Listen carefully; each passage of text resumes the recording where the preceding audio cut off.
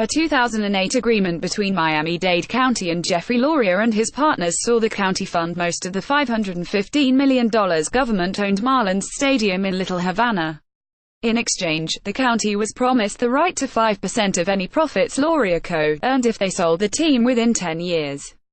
Yet Loria's lawyers have released documents telling the county not to expect any money at all from last year's $1.2 billion sale of the Marlins, Douglas Hanks of the Miami Herald writes. The reasoning from Loria's camp is that his accountants claim the sale amounted to a net loss of $141 mm.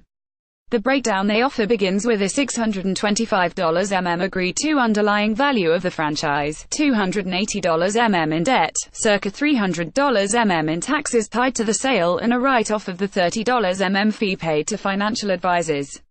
Miami-Dade Mayor Carlos Jimenez says that the city may sue to collect the taxpayers' fair share of that $1.2 billion. My message is that this community really allowed you to make a lot of money, he said on Friday. He should do the right thing. He made profits, and he made big profits. He should share that with the people who allowed him to do that.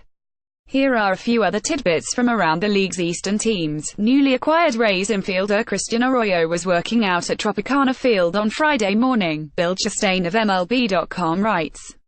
MLB Pipeline's 81st overall prospect saw his 2017 end due to a broken hand, but surgeon Donald Sheridan cleared him for baseball activities after a visit on January 9. The hand is great, Arroyo said. Right now, it's about getting back into baseball shape. The 22-year-old came to Tampa Bay in this winter's trade that sent Evan Longoria to San Francisco.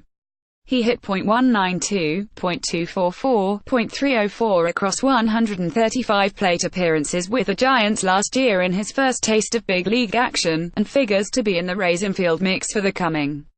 Speaking of young players returning from injury, Red Sox left-hander Eduardo Rodriguez could potentially miss a few starts at the beginning of the year after undergoing right knee patellofemoral ligament reconstruction surgery. Ian Brown of MLB.com writes, "The injury happened, like, 3 times already," Rodriguez pointed out. "I was just trying to fight to pitch with a knee like that. And I did it. Sometimes there would be ups and downs. Now it's time to get back to the guy. The first was before I got the surgery." The 24-year-old southpaw's had his share of ups and downs across parts of threes with the Red Sox. Last, he put up 137 and a third innings for the club while striking out 9.83 batters per 9 and posting a 4.19 ERA overall. Eduardo Nunez and Todd Frazier are currently the Mets' leading choices in their search for an infielder, Ken Rosenthal of The Athletic reports via Twitter. They're apparently leery of getting used by Frazier, presumably for leverage if he prefers the Yankees as his ultimate destination.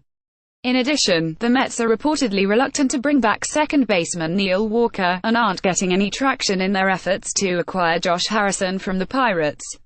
Lastly, Rosenthal adds that the team is interested in signing Alex Cobb or Lance Lynn out of free agency if their prices dip low enough.